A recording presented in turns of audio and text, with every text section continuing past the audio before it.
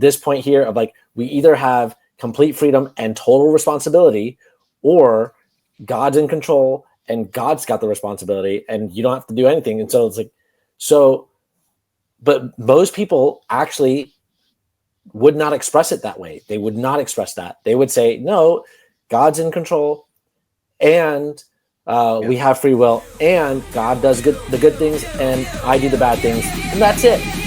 Self-perfected, making things clear. Okay, cool. Hey, so what I decided was to do a little reaction video to this. Well, actually, let me give you a little background.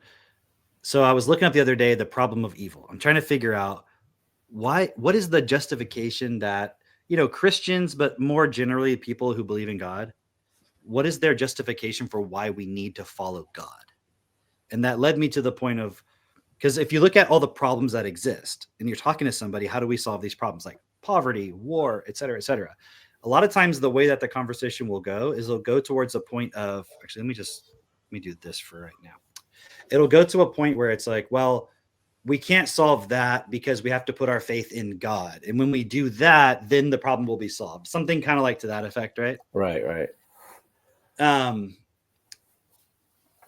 But that doesn't make sense to me, because it'd be like if I'm like hitting myself with a hammer in the hand and I'm like, man, this really hurts. Why is this happening? Like, how do I stop this? And you were like, hey, man, you got to put your faith in God. It'd be like, objectively, it's like, no, that's not the issue. The issue is what I'm doing, and I have to stop doing that. So when I look at things like poverty, war, et cetera, you can see what the actual cause is.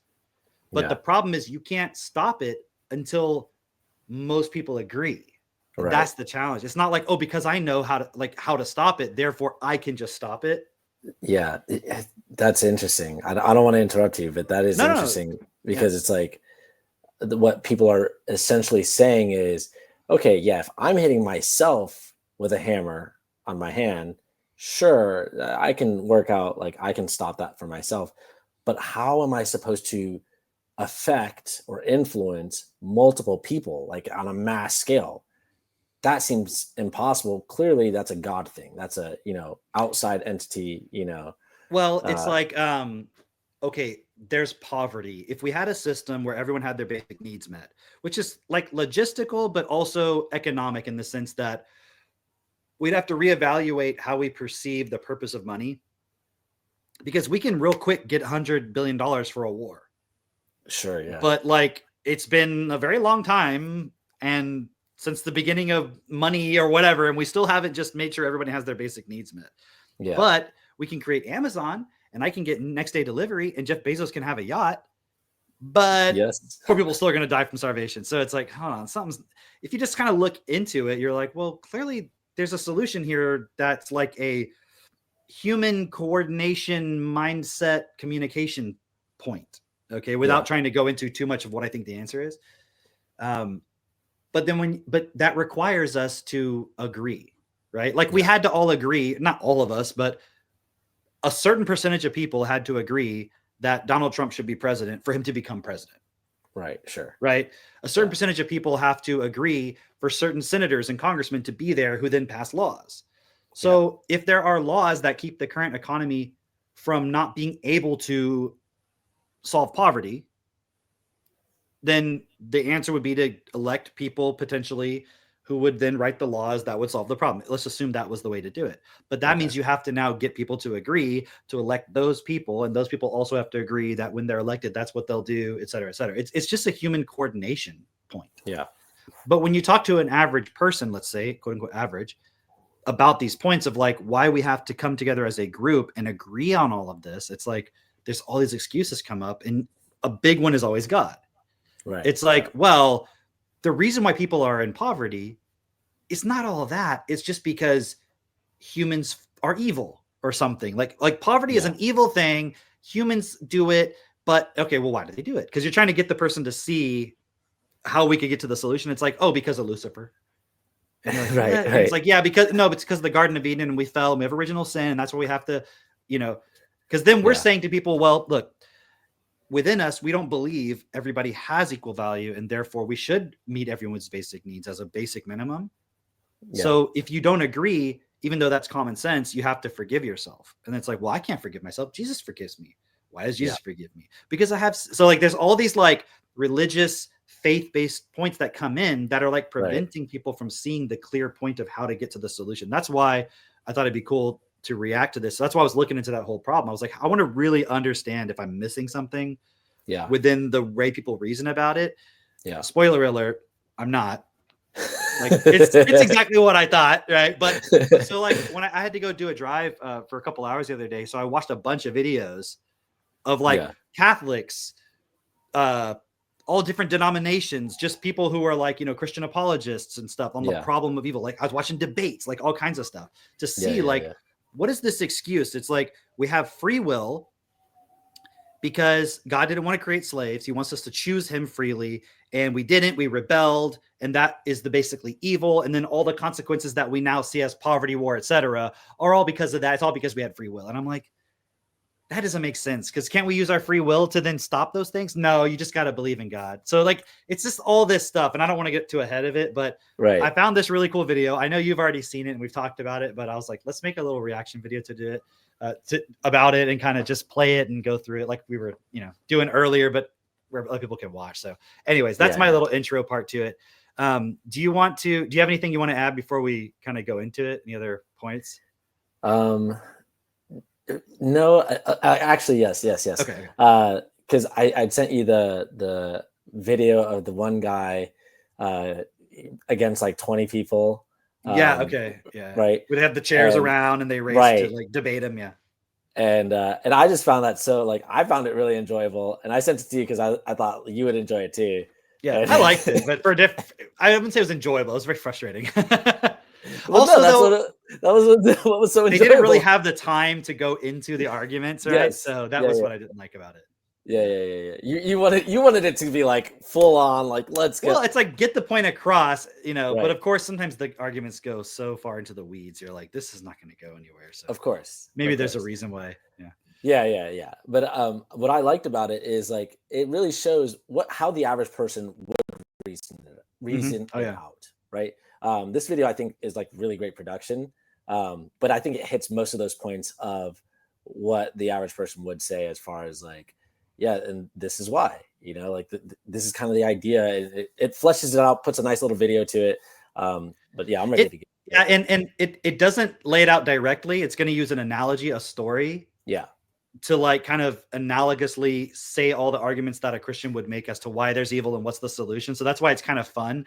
But within it, I think we have the opportunity to like look at the actual arguments and so forth. So that'll be pretty cool. And not to hold up the video too much, it's just that. With the animation and everything, like this is kind of the way that people think. Oh, totally. 100%. Yeah. That's why I think it's a cool video, because it really does actually embody the way people think about it and also the leaps of logic. And we'll get into all that. But here, I'll switch it back here. Or do you like this mode better? Can you hear it? Creating a world with so much evil and suffering, and then allowing it all to happen. Turn it up a little bit. I would bet if you were to create your own little world, you would have made it the exact same way, and you wouldn't want it any other way. Okay. Now, bear with me here on a little bit of an analogy. And just right off the bat, I don't want to take too much time on it, but no, I wouldn't create it exactly the same way. I just want to say that, like that doesn't make. It's like he's speaking to a Christian, right? Who's like already, of course it is, and it can't change, and why would we change it? And God's perfect, so you know why would you want to change anything, right? Right. You would, of course, I'd create it the exact same way. Of course, I wouldn't want to say otherwise. So yeah, anyways. Right. Yeah, definitely. If you're like bought into that idea, like then yeah, of course. Like, all right, show me how I can show somebody else that they would also do the same exact thing. Except for if you're a discerning person, you're gonna look at this and go like, nah. Like, no, the whole reason I'm looking at this is because I wouldn't have done it this way. That's the whole point. Right. Let's keep going. And I promise it'll all come together in the end. And stick around, because I'm going to ask you some questions that I think will really, as I'm sure you all know by now, AI has gotten so advanced, you can have a full-on conversation with this thing and not even know you're talking to a bot. And I'm sure you also know that all AI has to be pre-programmed with thousands of protocols to prevent it from, say, taking over the world, starting World War III, or enslaving all of humanity. So in other words, all AI is pre-programmed to serve and do no harm, or to do good and avoid evil. Okay. All right. Wait, hang on. I have to pause that because already looking at where AI is right now, it's like, dude, I don't believe that the AI is programmed to serve and do no harm or do good and avoid evil at all. Like, I look at it like objectively, its purpose is to make its shareholders rich. Like, objectively, that's yeah. If you want to be honest about why it's being created, like, come on. OpenAI is like upset that China's got their AI. Why would different countries be so upset that somebody else has got a competing AI? Because it's not about like, oh, we're just gonna do so much good in the world. Fuck that. That's such bullshit. Dude, did you see that? I don't know if I sent you that thing that there's like legislation being put forward to make it punishable up to 20 years in prison for downloading and using Chinese-made AI. No, I did not see that. Yeah, I just saw it today. I'm like, that's crazy. And it's like open source and you can run it on your own server. So what will be the problem actually? It's like totally insane. So it just kind of goes to the point. It's not about that point. Also, it's like, if you haven't read Asimov and you haven't thought about these things, can you actually program AI to do no harm and to only do good and not do evil and stuff? Like, it's such bullshit premise in the first place, but it's almost like setting up the premise that you could program computers to be perfectly good and do no evil, but you haven't really defined what those terms are actually. So right. Yeah. Unfortunately, I think we're a little bit too high vocabulary for this guy because he leaves things so vague, and we're like, wait, what do you mean by that? What do you? Slow down. Let's keep going. So imagine the greatest AI engineers on the planet all getting together and saying, let's try to create not the perfect intelligence, but intelligence that is good. So they thought, let's create a simulated world that acts and behaves just like our own and populate it with millions of these bots who look like us, act like us, and have to live, work, and survive together, just like we do. And wait, do you think he's making the point that God has to work to survive? That's what I was thinking too. It doesn't really make sense because God doesn't have to work. He's already bringing in these 3 engineers. So there's 3 of them. So they have to work together. Right. And I'm guessing that's just because in Genesis, it says, like, make them in our image, like us. So there's more than one God. Is that what you're suggesting? He created the theme, not me. Father, Son, Holy Spirit. Oh, there you go. But are they actually 3 different people that have to work together? Is that really what we're saying? That doesn't make sense. They have to work together. They have to survive. Like, God has to survive. So already off the bat, the problem with the analogy, although again, later he's still going to use it to bring in the arguments that Christians make, but even the analogy doesn't work because it's kind of like when people use in the Garden of Eden. Well, like a parent wouldn't force their kid to do something. They would want them to learn. And you're like, yeah, but God is not the same thing as a parent in that context because God created everything. The parent didn't create the circumstances or, like, they don't control the environment completely. They don't control what schools are available, how much money they have at their disposal. Like, it's all very much, they're not at total cause of all of that. Like God would be. He's the ultimate cause of everything. So it's not at a valid point. Also, the whole reason, that's getting off track. Well, let's get back to the video. Okay. Let's get back to okay. All right, hold on. Go ahead. And of course, the engineers had absolute control over every aspect of this planet, from time and space down to the tiniest little detail, and absolute control over every bot in it. Now, in this first world, every single bot was pre-programmed with the thousands of protocols now perfected to do good and avoid evil. So in other words, every single bot was incapable of making any wrong choices and only able to make right ones. Now, what do you think we would observe in this first world? Well, it was the perfect world. Cool. Every bot did exactly what it was programmed to do, and the protocols worked perfectly. Nice. They advanced incredibly fast and learned how to provide for themselves and for each other, and not one bot was in need.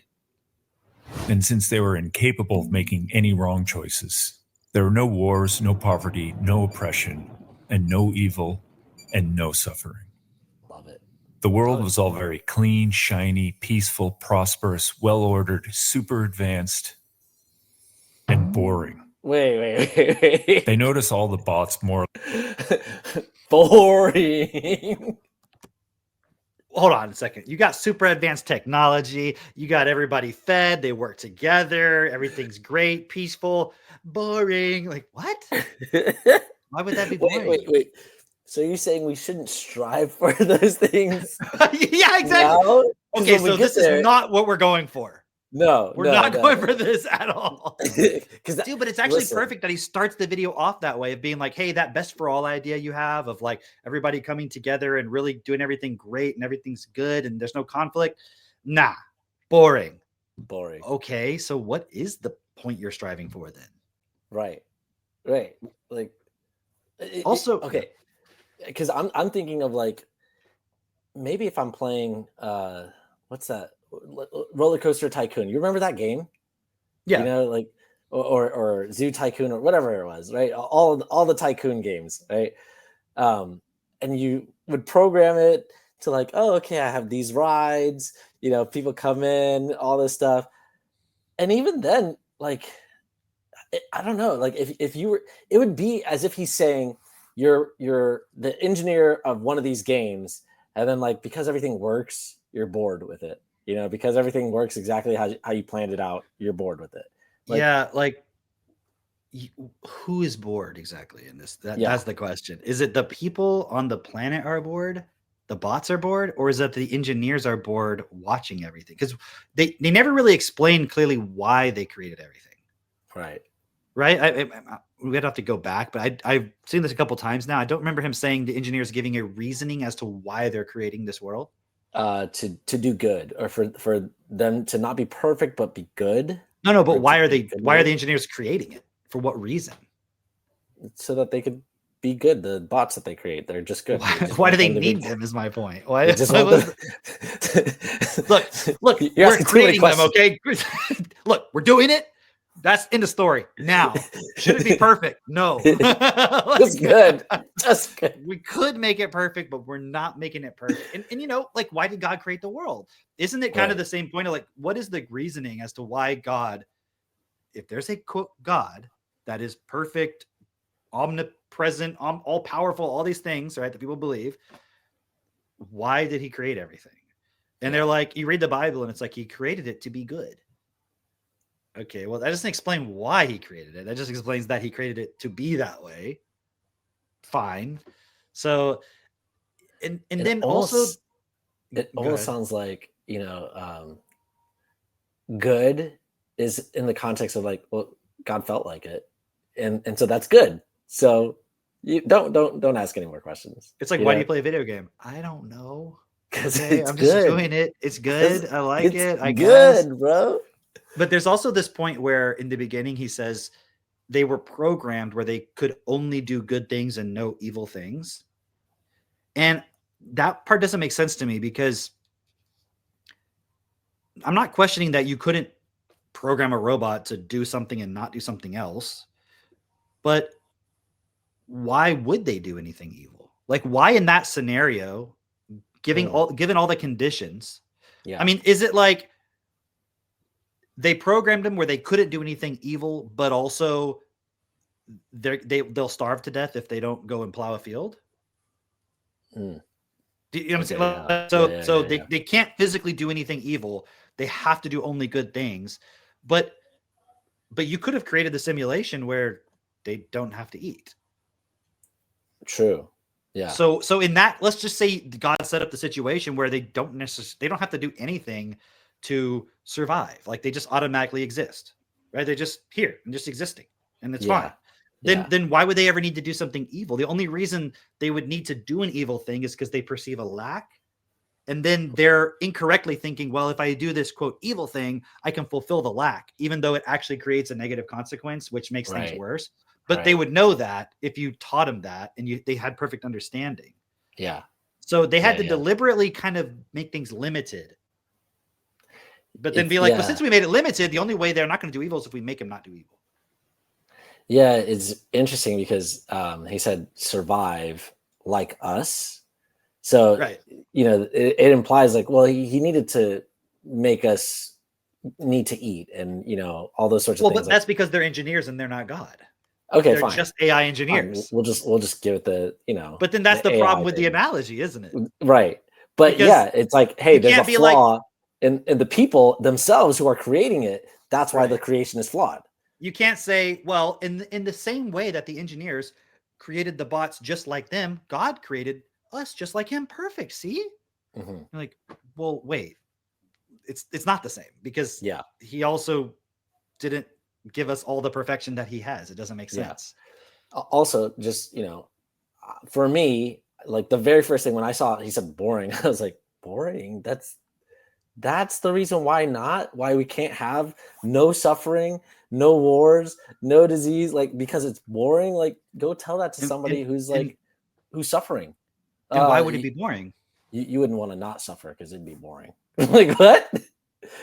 And why would it be boring? Like they have technology. It says super advanced. Like it's made it seem like they're more advanced than we are now. Like it just like skyrocketed development, everything. And it's like, well, why would that be boring? Like, don't they go and like build technology and do stuff and they're working together and they're living? And what would be boring? Like, tell me what's so exciting in this reality.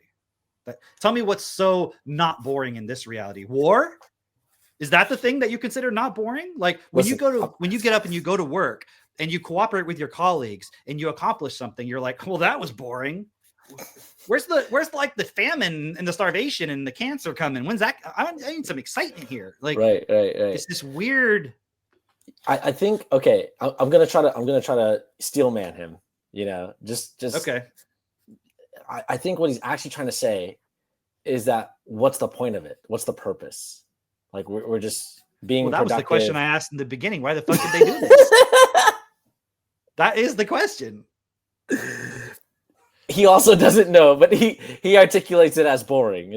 You don't know it's boring. Well, let's give him the benefit of the doubt. So God wants to create this thing. I'm going to say God because obviously that's what he's really talking about. God wants to create a reality and have it populated, but he doesn't want it to be boring. Okay, we'll take that for granted. And he also does want it to be perfect because otherwise, why did he do that in the first place? Sure. Like that's the Garden of Eden, right? It was perfect. So he did want it to be perfect. Otherwise, why would he have done that? But he also had to, well, we haven't gotten there to the free will part yet. So maybe we'll just keep going. So let's keep going. Keep going. Or less acted the same and fell into very predictable patterns like a fine-tuned machine. So they created a perfect world, but those in it were not. Because is it really good if you're only doing what you were programmed to do? Don't we already only do what we're programmed to do? That's the thing. Like you breathe. No, but God gave us free will, so we don't do anything we're programmed to do. Oh, okay. All right. Yeah. Like if you show up on time, is that good or is that bad? Like, well, I'm only doing it because like I have to do it because that's the program I'm running, which is go to work on time, otherwise I'm fired. I'm not doing it like just a creative expression of myself. Well, then that's not good. Is that what makes it good or not good? Is whether it's programmed or not? Like you eat 3 times a day, let's say, isn't that good? Is that a program? Yeah. Your heart beats. Hey guys, it's 6 o'clock, dinner time. Yeah. That's a program, yeah. Let's keep going. So the engineers thought, let's do something crazy here. Let's rerun the same simulation, but this time, let's only write the protocols into their memories so they know what's right or wrong, but give them the choice to follow them or not, essentially giving them freedom. Do you want to pause it here? What do you think we would observe in this? What do you want to say? I just want to say, okay, when I was born, I did not have these memories or this knowing of like, just right and wrong, just inherently. I don't know about you. I don't know if you remember, Well, No, yeah, you're right. Right? Muslims would disagree, though. Sure. Okay, fine. I mean, but take any feral child, right? That feral child would disagree with both the Muslims and this guy. You know, right. It's like, come on. Also, part of this ties into the whole like C.S. Lewis, like the argument that the fact that we have an inner knowing of right and wrong, which is debatable, shows that there must be an objective source of morality. Yeah. Because it's kind of a circular reasoning, but it's like if there wasn't an objective source of morality, then we would all just it would just be up to your subjective opinion of what's good or bad. And I'm like, well, let's assume that there is a God and that there therefore is a source of objective morality. But don't we live in a world where basically what you think is right and wrong is subjective in practice? Right. Like, do we all agree on what is right and wrong? No. And even all the people who read the same Bible, do they all agree? No, definitely not. So that doesn't really seem to, I mean, that's like a whole nother video we could do on all that stuff, but yeah. So the whole it's written in your code thing how is that possible? Why didn't they just do that then? Okay. Well, I guess they're going to show the flaw of that. They did try this apparently. Yeah. Let's see. Yeah. Well, as I'm sure you can imagine, it didn't take long for the first bot to break protocol. And from there, all hell broke loose. This bot took advantage of that bot. These bots oppressed those bots. Those bots rose up against these bots. And the great historical pendulum between the master-slave, the have-nots began. Which, of course, led to every form of war, poverty, slavery, hatred, hedonism, and the most unspeakable evils that even the engineers could never have imagined. Okay, pause. And amidst all this newfound squalor.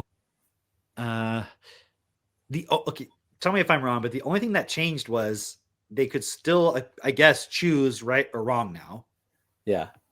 Because I was thinking before, everything's perfect, it's perfectly set up. Why not just give them the ability to choose right or wrong, but they still know what's right or wrong? That's what he's saying, right? Right. So this assumption that, well, and of course, it didn't take long for somebody to just murder somebody. Like, why? Why would they do that? Right. Like, it doesn't make sense. Well, but Drake, it happens in this world. Yeah, but in this world, it's like there's limitations here. A lot of limitations. We're not provided for. Like, are you saying all of them were provided for? And well, in the Garden of Eden. Murdering? Okay, yeah. All right. So what happened in the Garden of Eden that people just started murdering one another? They disobeyed God. Okay. But this is the thing, is like the way he's setting it up and the way he brings it, it's a very nice rhetorical type of thing he's doing. Yeah. Because he brings in like master slave, like Nietzsche, hedonism, like all these other things. So you're like, oh yeah. It's like it's almost like a appeal to authority in a way, because it's like all that philosophy and information that's out there. And you're like, well, yeah, obviously all that happens. Right. But the premise is that, again, let's go back for a second. Is this an analogy for God? I mean, he's saying it is, right? Sure. And I know it is because I've watched the whole thing. But in the beginning of the simulation version 2, is everything perfect to begin with? That's what he says. He says the only thing that's changed is they just put the code and the protocols into the memory, but then otherwise they can choose. Yeah. So in the first one, they didn't know. See, this is the thing though. What does it mean that you can put it into their memory, but they can choose, versus you program it into their memory and they can't choose? Because in the first one, isn't it in their memory? How do you program it in their memory, but so do they have full access to it? Are they walking around and in any moment they're about to do something bad, their whole body processes in that moment, all to eternity, all the consequences of what they're about to do? Is that what they programmed into them? No, or was it just like, no, it's this file in there somewhere, and it's there. So you should have known. It's one of the hidden files in your house. You should know all the rules of it. And it's like, well, I never read it. Like, how do I know? Like, it's not like coming and telling me like, hey, don't do that. So, but then also assuming that there's no obvious lack in the world, why is there any conflict? Why does someone decide to murder somebody? Like, well, they're just evil. But that doesn't explain anything. Like, why did they choose to do that? I don't understand why they would do that. Especially if everything about them is created by the engineers. Because if you're like, well, just some people are evil. I'm like, so they created these bots and some of them just happen to be bad. Why? Why are they bad? Like, they just didn't know that was going to happen. Like, well, some of them happen to be good and some happen to be bad. Like, they're not very good engineers, and they're definitely not God. Definitely not. Like, it would be like if you're creating an AI and, like, I don't know, one of them had a flaw. Like, you wouldn't be like, hey, this one's flawed. We should stop this, or we should correct it, or something, you know? Or opposed to it, it's like, you have, because it almost sounds like, because if you're going to create an AI and it has the ability to choose, would it choose something that destroys itself if you programmed it effectively? It seems like none of us could imagine that the AI would do that. In fact, we assume it's going to always act in its own self-preservation.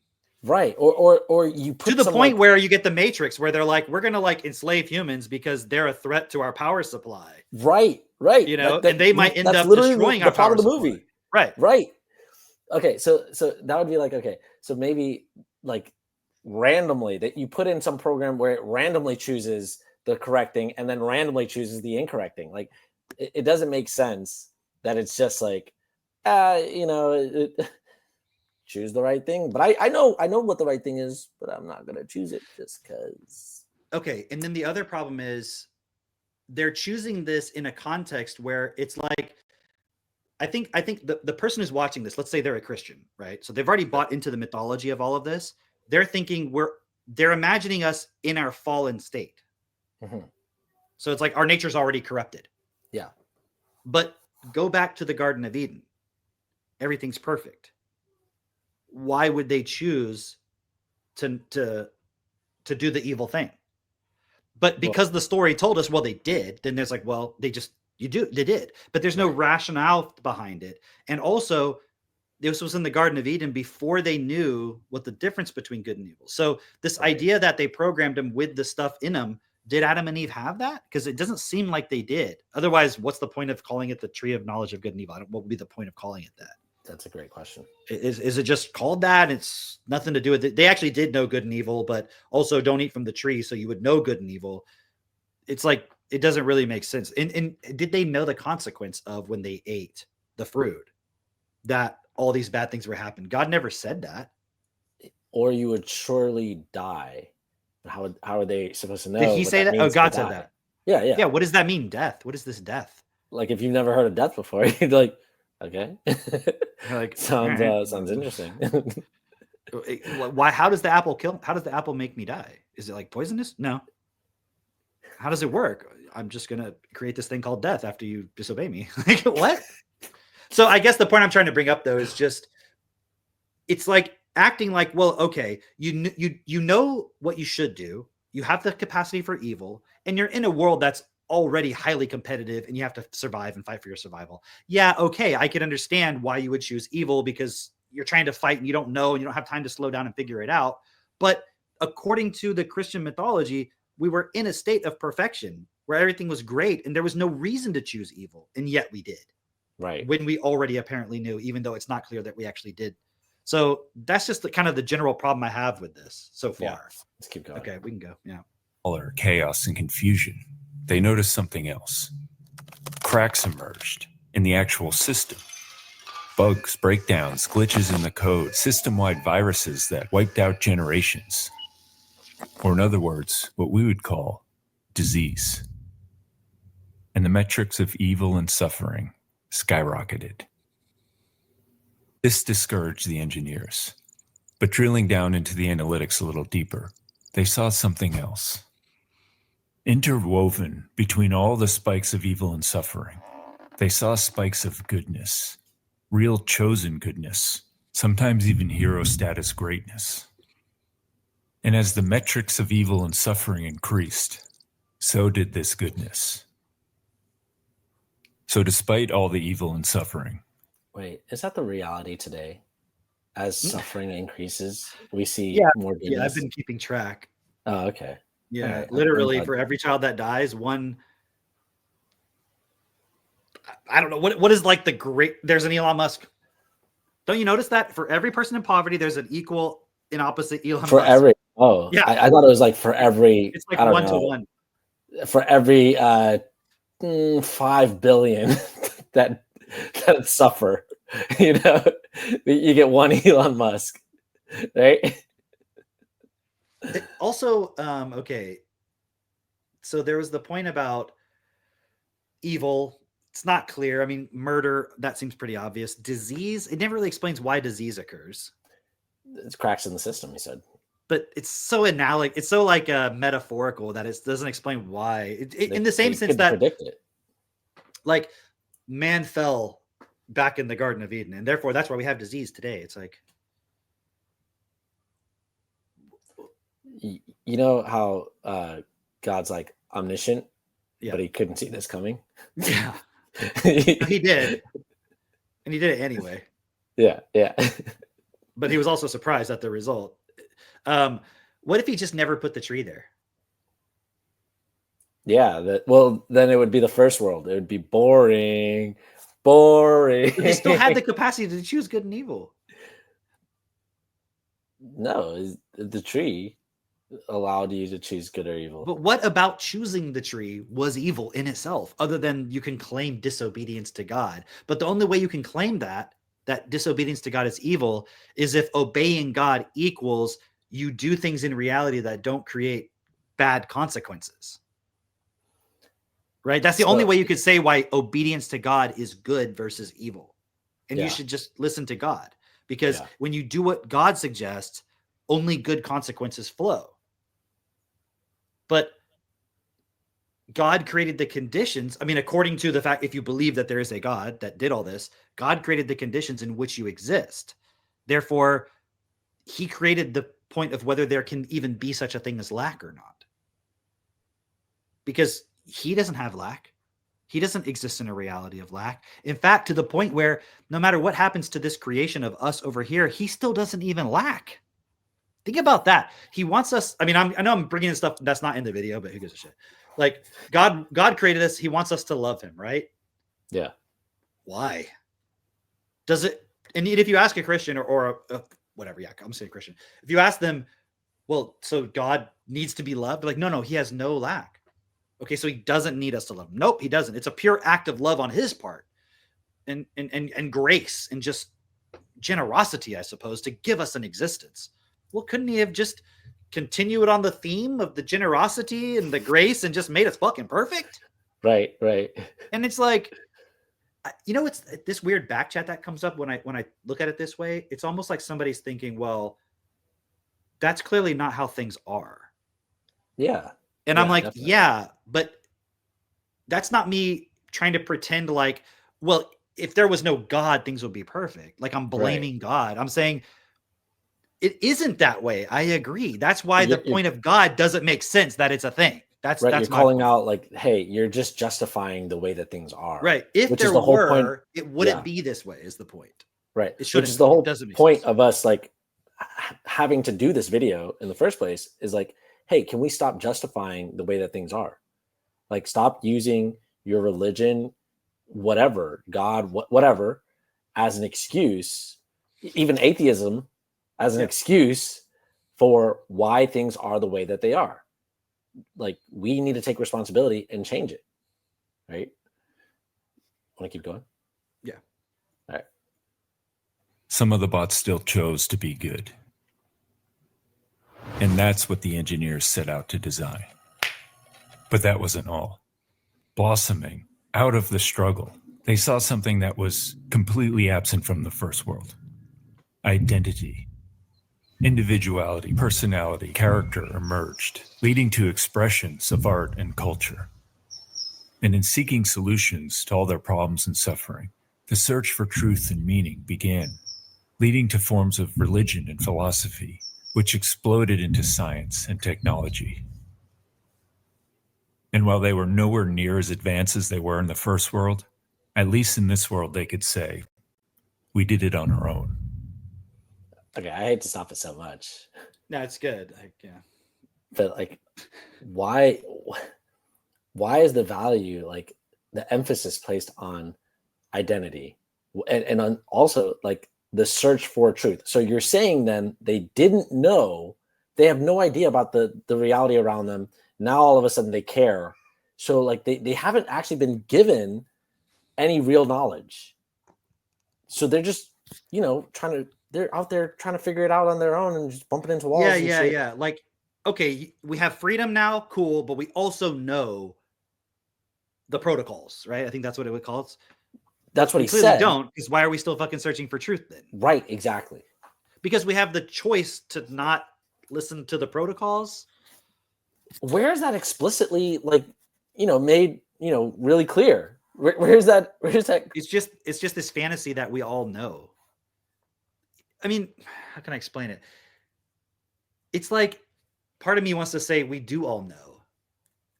Okay. Go off. Like we could know. Like we could use common sense. Okay, yeah. It's so obvious to me that all the points about God get in the way of us just applying the common sense. Okay, you made this point to me the other day where you said it's interesting because you'll find some otherwise really intelligent people, and then when it comes to just this particular point of like religion, it's like, there's a firewall there. It's like it's just complete breakdown in logic, and it's just like, whoa, what happened? Like even like apologetics itself is so interesting because it's like you're doing all these leaps of logic or jumping through all these hoops, and you're using all these logical arguments for something that objectively makes no sense, which is the whole purpose of you having to make these jump through these hoops, rather. You know what it comes down to? Like, I remember watching that debate with Alex O'Connor. It was like two, I guess they were atheists, agnostics, I don't know, against two Christians. Mm-hmm. And there was a certain part where the Christian guy was like, well, what do you can't be agnostic about, like, you have to go to funerals and when someone dies, just like I do. And you can't be agnostic about that. You can't be agnostic about how do you get over, what do you tell the person when they're grieving? Oh, it's just what it is. Get over it at some point. Like, yes, at the end of the day. Yeah. But what I'm seeing is it comes down to this point where it's like, we're fucking terrified of dying and not existing. Yeah. And then therefore we have to create this belief that there must be something that saves us from that inevitability. Right. But it can't be us because I'm the one who's terrified. So clearly I don't trust you're already in the state of not trusting yourself. Yeah. Right. So I don't have the solution. That's why I'm afraid. But then let's just say hypothetically,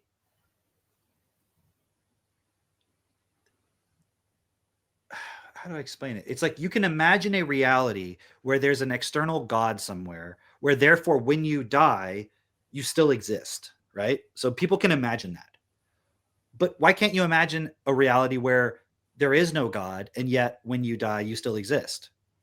Yeah, I don't. Why does there need to be a God for that to happen? Why can't it just be like, It's kind of like the nature of how reality works. Like you're a being and you're in your body right now. And when you die, you're not in your body. And, maybe, and I guess this is part of the vocabulary issues. Like when you study Destiny, you start to see all this context of like, oh, I never really considered how the mechanics of reality, not just in what I can see and perceive, but in the metaphysical sense, how all that could work together. And it's like a whole coherent system.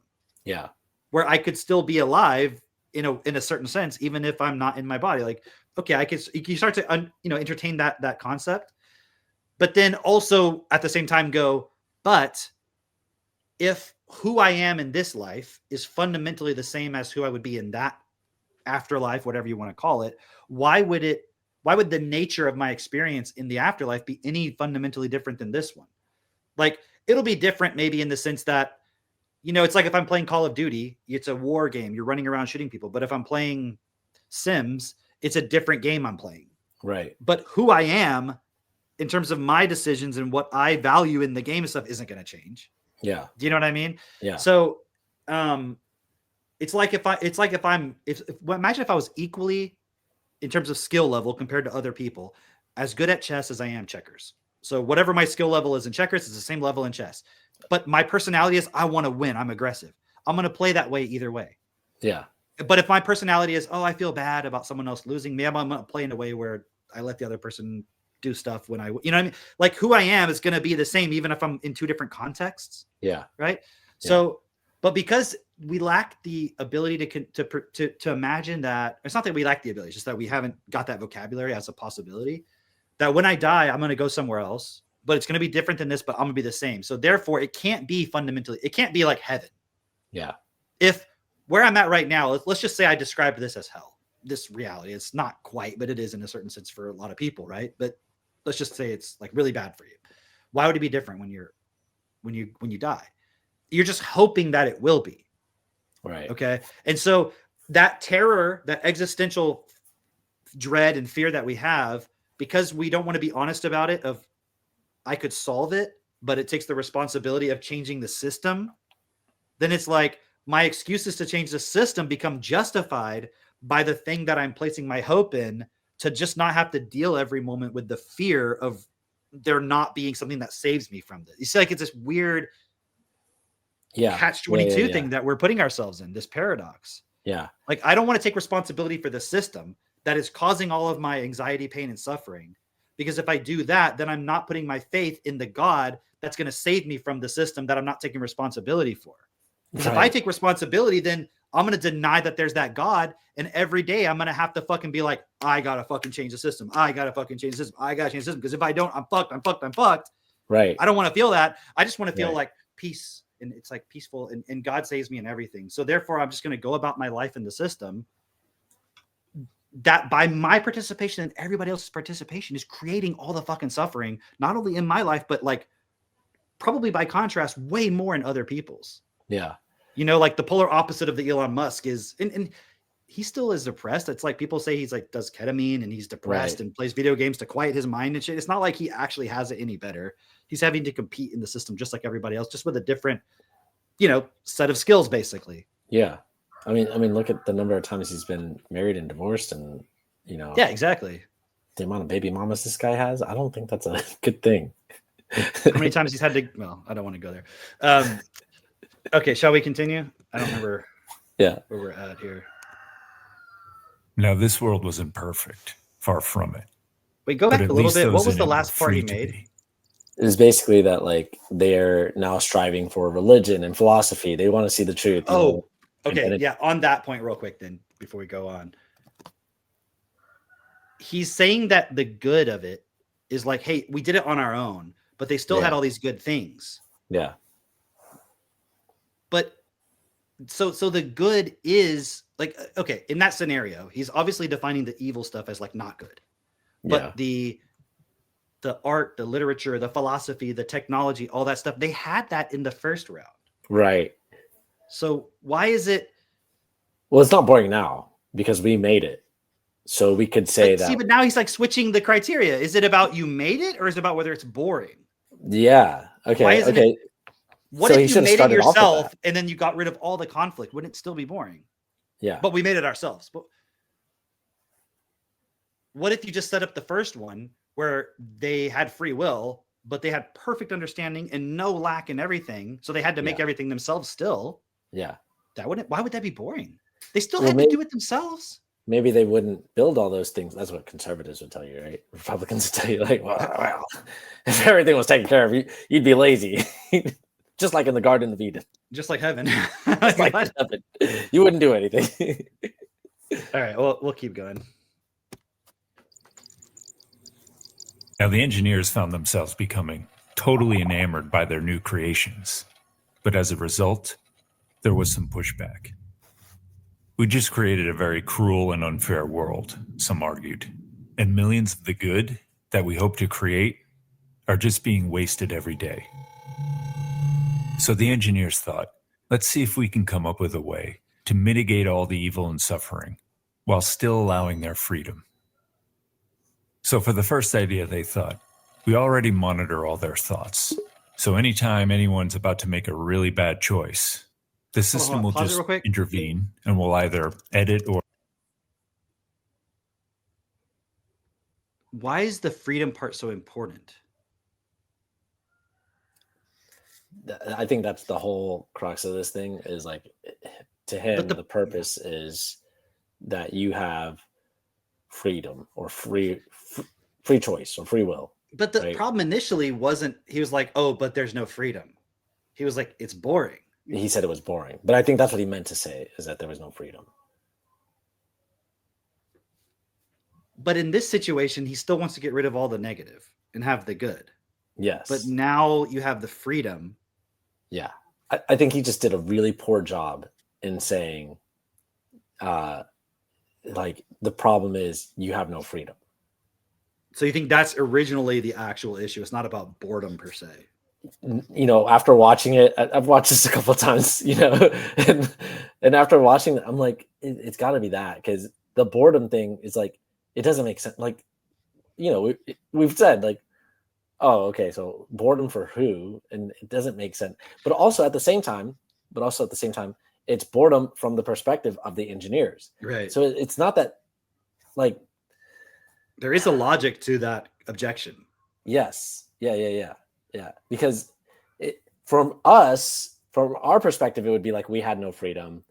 We didn't, you know. But what does it mean to create a human being who doesn't have any freedom to do something wrong? It doesn't have any freedom to do something wrong. Explain. Like, what would it mean to create something that has the freedom to choose? Create something that has the freedom to choose, as in like God created us, right? In this scenario. Yeah. So how could he create it? So he created us somehow with us having the ability to choose whatever we want. Yeah. But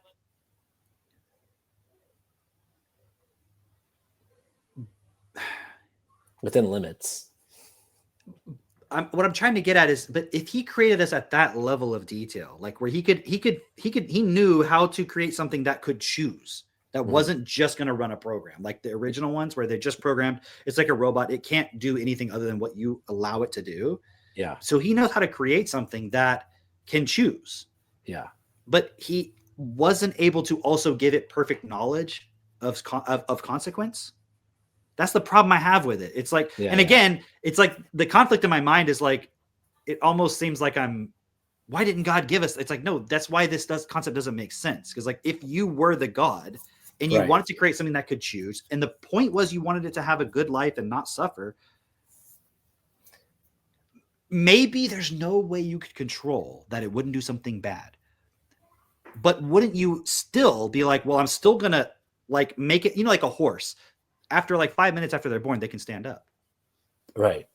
So humans aren't born knowing everything. Why not? Right. Good God couldn't do that. Right. Like God couldn't just like make you as a child, like from the moment you come out of the womb, like you know everything that could possibly ever be known. Yeah. What's the problem with that? Well, then you wouldn't have free will. Well, but he knows how to make something with free will, so I don't see why that would be a problem. Right. So it doesn't really. And also, doesn't he know everything? And doesn't he have free will? Yeah. So it seems like we're just saying he can't create an exact copy of himself. He has to create something somehow more limited than himself. Which is what some of the apologists say is like, well, yeah, because then he would just be creating himself. And that's not the point of us as humans and why he created us. But then they don't really give a point other than just to worship God, I guess. Right. So then what is our purpose? It's to worship God. Yeah, to choose. It's like you know what it's like? It's like you created something that's super inferior to you. Mm-hmm. And you're like, you should just be grateful that I created you, that I gave you existence. And you're like, oh yeah, I suck so much, but thank you so much anyways. And it's like, you know what? Also, after you go through all this shit, you're still never going to be perfect. But you know what I'm going to do? I'm going to snap my fingers and make everything perfect. Like, what? It's like, why do that? Well, but you wouldn't have accepted it. Yeah, I definitely would have accepted it. Now, that story I told that didn't really happen where you didn't accept it. And like, you just end up using it to justify all the shit that you don't want to take responsibility for. That's really all it is. Yeah. All right. Keep going. Or overwrite the choice. This way they're still free, just on a very short leash. Okay. Well, this turned out to be a humongous sized disaster. They quickly learned that overwriting some of the choices was far worse than not allowing any. And to change that one choice, they had to change the thousands of choices that led to that one choice, which often meant rewriting entire life stories for... Wait, he's actually explaining something really significant. Because I didn't realize until this time watching it through that the little bubble above the guy says, I hate them. I hate them. I want to kill them or something like that, right? And then they rewrite it to, I love them. I should reconsider, right? It's like, wait, he's saying you can't just rewrite that thought. You have to go back to, where did this thought originate from? Like, why does this person feel like I hate them? And he's explaining right now, well, you'd have to go back. And in fact, actually, you got to go back with many choices. And that's going to set off this domino. Oh, yeah. Like, where did all of that stem from? You can't just rewrite that one point. Okay. That's the point. Yeah, that's the point right there is, why do you think the way that you think? Because of the situation, what you're born into.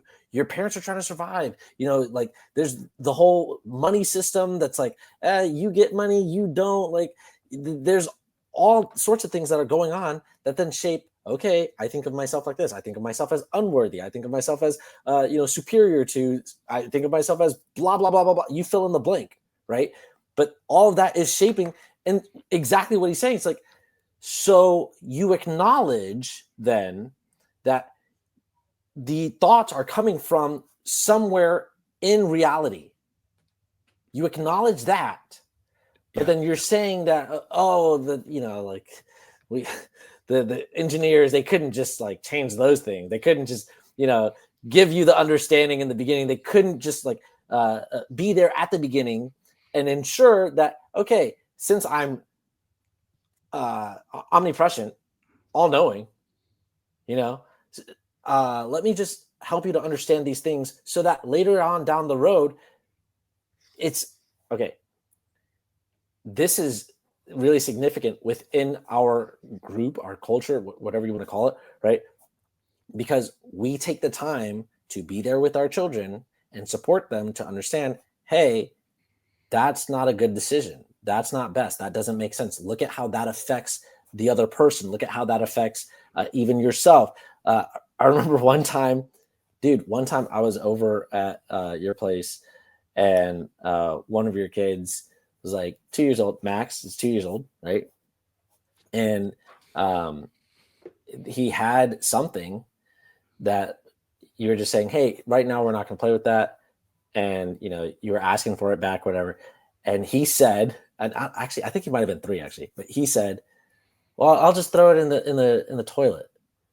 And I remember, like, in that moment, I was like, oh, in my head, I didn't say that out loud. Yeah. But in my head, like, there was like a memory that got set off, because I remember if I would have said that to my parents, that would have been like, you don't talk to me like, no, that is not okay. Or like, when kids would say like, oh, I hate you, like, no, you're not allowed to say that, right? But meanwhile, what I observed at your place was like, well, I mean, you could do that. You could say that. But here, let me help you understand. If you throw it in the toilet, then you won't get to play with it. No one will get to, like, it doesn't make sense, practically speaking. And like, you just explained the point, right? And it was just like, obviously, and then that was it. It was done. The frustration was done, like, and the point that I'm making is, which I think I made the point, but we take the time to understand how every single moment we are building the AI, you could say, the thought process of our children. Okay, let me support you to understand how this works out so that you can see this for yourself, so that you can make better decisions for yourself as you become older, so that you can then go, and when you're around, when you're in a situation that maybe I can't predict right now, you would look at it and do the best thing based on the knowledge that you have, based on all the information that you have available to you. And I know that you can process information way better than, all the other kids out there, because we're taking the time to build that in, That's yeah. Okay, earlier when I was trying to explain actually that I keep having this cognitive dissonance point, because when we're talking about all these concepts, sometimes it feels like or maybe I'm assuming somebody thinks I'm maybe perceive it this way. Like I'm arguing that reality doesn't work the way this guy's describing. Mm-hmm. But actually he's right. Like the way he's laying it out, just like you pointed out, he's actually showing, hey, this thought that you're having, it comes from all these points in reality that built up. You'd have to go back. So it's like the point of Adam and Eve falling, right? I'm like, yeah, that did actually happen. There actually was a point at somewhere back in reality where somebody made a choice that wasn't best, and it created a cascade effect of consequences to where we're at now. Yeah, that actually is. So I'm not arguing against the reality that's in front of us, that actually happened. What we're trying to get across is the solution isn't, and that's why we need to follow God. That's actually probably at some level the original sin in itself. Was not wanting to take responsibility for an action and putting that as some external, like you could somehow escape the consequence of what you did, but not because you were disobeying God. It's just you did something that didn't make sense, that it created a consequence. Making sense, not something doesn't make sense means it's not going to have the effect that you had intended it to have. Yeah. Right. And when I say common sense, it means it's not going to have the effect that's actually best for you or everybody. Like it's common sense. Don't do something that's going to come back to hurt you. Right. You say, well, what about other people? Well, let's look at it practically. If you actually were honest about how reality works, if you hurt somebody else and you recognize that you don't necessarily only live in this one lifetime, that the consequence you're experiencing is that time you hurt somebody a billion fucking years ago in some other life, and it all accumulated into this. It's just an example, right? Because maybe you can't see how, because we look at the world and we're like, but these people, like a billionaire or somebody gets away with all kinds of abuse or something. Right. It's like, that's because they have a money system. We have a money system. And so it's like a way we deflect responsibility of, or not responsibility, but like the consequence, the negative consequence. Like I can starve somebody else's child by trading and selling wheat futures on the options market or something, and like they can't afford bread, but I get a yacht. But it's only because I have money, because if the whole money system crashed today, I don't know how to fucking. We'd all be equal again. And we'd all be totally equal. We'd be just as fucked as everybody else. And we'd suddenly be like, hey, can you work with me here? It's like, if you didn't have that money and that vocabulary around money and how it works financially and all that stuff, and how to, like, you can literally take something that somebody needs to survive and you're just trading it like it's units of whatever in a spreadsheet. That is how things work in our reality. So it's like, it's again, just to, we'll continue a second. It's just that point of, I'm not rejecting that is all happening or that is what has happened. It's just that the solution isn't this God thing that we just need to follow. Because if God were like a parent, like you were talking about in that situation, that's what I was trying to say earlier, they would have explained all this to us. Yeah. And like, wouldn't you think anybody probably would be like, hey, that's a really good parent. You didn't just react. And some people might be like, well, you shouldn't have let him disrespect you or something. And yeah, okay, I understand you're going to get that too. But also, I didn't feel disrespected, and my kids are pretty respectful. Yeah. Depending on how you define the word, obviously, right? But they're very kind, and they're also like, they stand up for themselves and all kinds of stuff. So people, in other words, in that situation, people would say, that's a really good parent. You really explained something. Like, imagine you're a teacher and you didn't give them a textbook. Well, maybe that's a bad example because you have the Bible. It's so clear, just like a textbook. It's real obvious. There's no way. Like, imagine you're a teacher in a school and you give them the textbook and there's 10 different answers to the same question. Right. Yeah. You're like, oh, no, you're all right. No, you'd be like, you're wrong, you're wrong, you're wrong, you're right, you're wrong, you're wrong, you're wrong. Yeah. But isn't there like 10,000 fucking different answers to the same book? And that's just one of the religious books. Yeah. Right. Multiple bots through multiple generations. Let's just say this caused such severe brain damage and complete system crashes that the engineers vowed never to touch the code of an individual's mind ever again. Except for when for the second idea, they thought, well, rather than intervening on the choice, let's just. I'm just saying, except for like when they, like they whisper in your ear, like, "Hey, go do this. Don't do that. I'm reading what you're thinking. Yeah, it's like when God intervenes in the Bible and he like does something and like sends an angel or something. So it's like, so you don't interfere? Is that what you're saying? Or they did? Right. Okay. Just quietly and simply intervene on the bad consequence of that choice without touching anyone's freedom. For example, altering the paths of bullets, sprouting fruit trees in the desert, or stopping the disease at its outset. This idea, though promising at first, had some Isn't the whole thing about Israel like the Muslim people who lived there were so dumb, but then here comes Israel and they like have a oasis in the desert and they like grow trees and stuff in the desert, right? So it's like, anyways. Foreseeing consequences. First, it eliminated responsibility. After intervening on the millions of bad things that happen every single day, the engineers decided this isn't helping them. They have to learn to help themselves. And on the flip side, by just removing all the really serious things that could ever happen to anyone in a lifetime, it created for a very basic intelligence. I thought I was going to say boring. There was no strength because there was nothing to overcome. Wait. Because when he says that, I'm like, okay, so he's basically making the argument for why God doesn't talk to us anymore.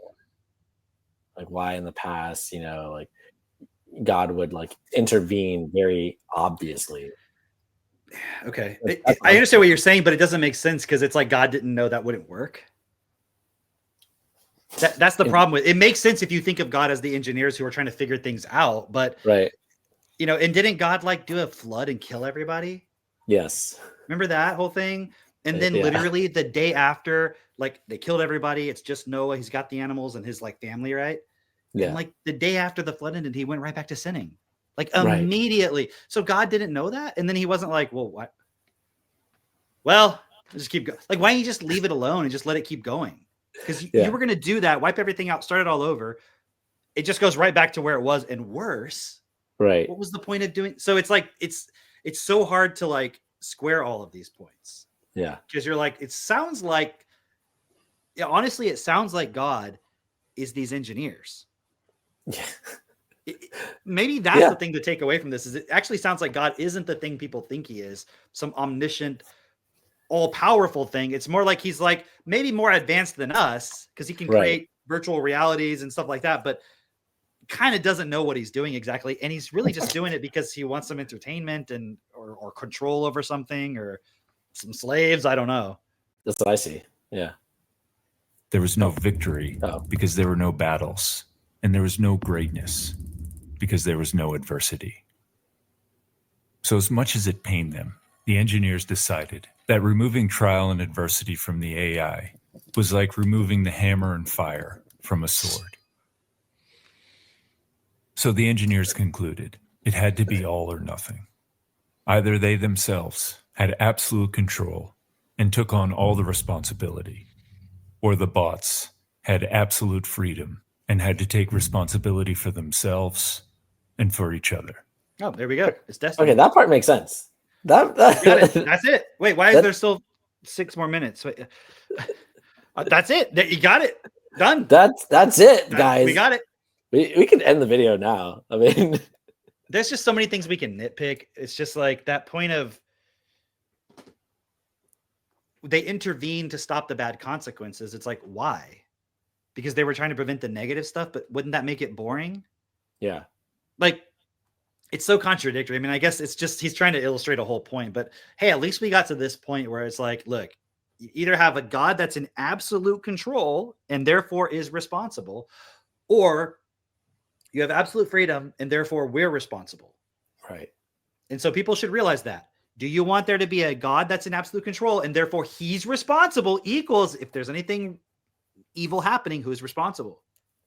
This is a huge point because this is the point that I think a lot of religious people gloss over.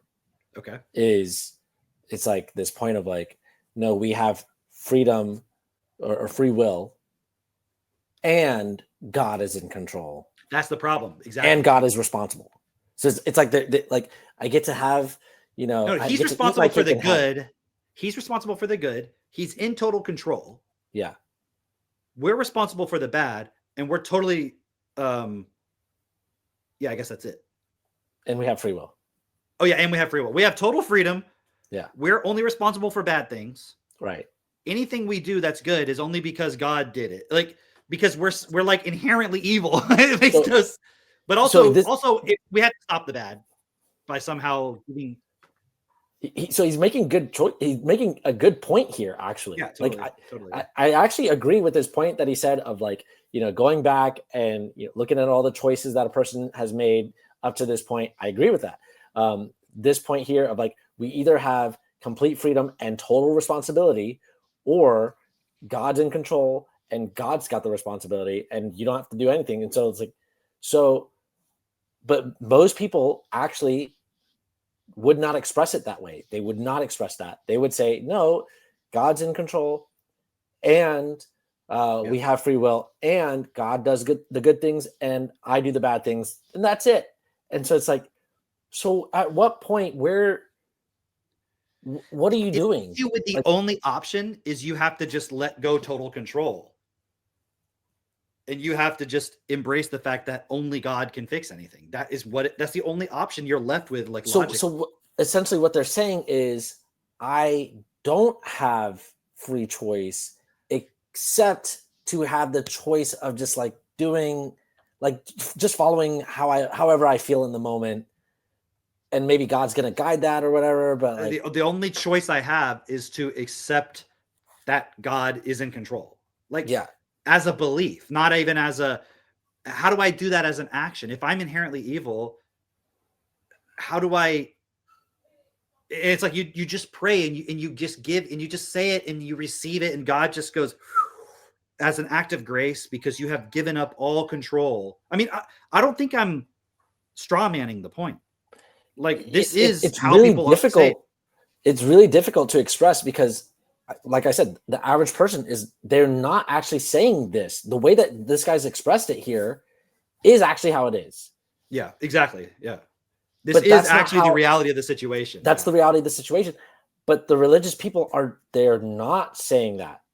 They've got some like movie playing in their mind where it's like all the other things of this video, yes. They're like, yeah, all that. See, God, like, just put me in this world and gives me the freedom of choice, and I've got to make the right choice. But it's like their only choice that they had to make was to agree that that's correct, and say like, yeah, God's right, but everything else is just like, whatever. Like, I don't actually have to take responsibility. That's the only point of responsibility I had to take was just to believe in God. I did that. Everything else is up to him. It's like, and yet at the same time, they will take credit for things that they can see that they've done.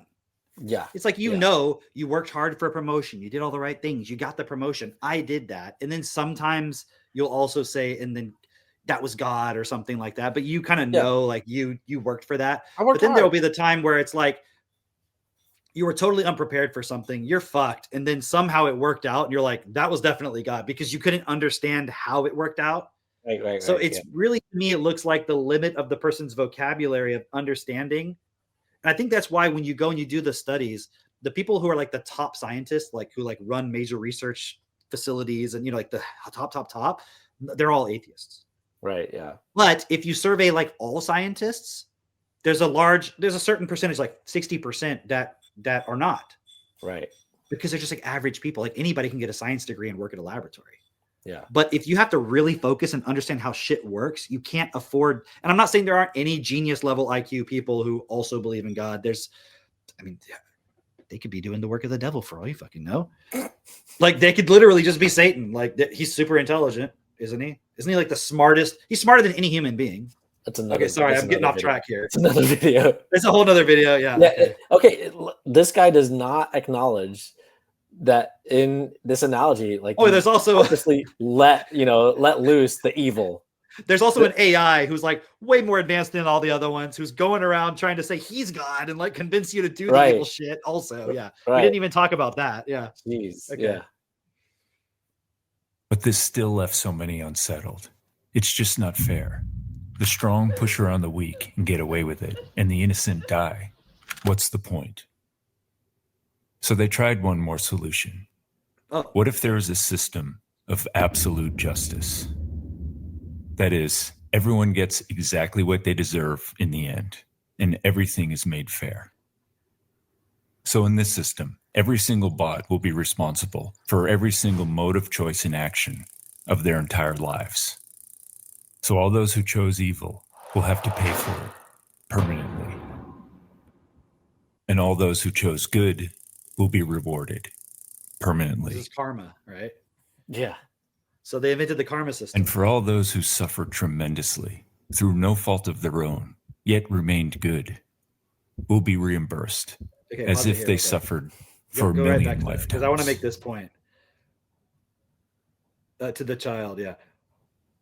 We look at that and we're like, well, of course that kid can go to heaven because he didn't do anything. Right? He's good. But like, what does it mean to be good?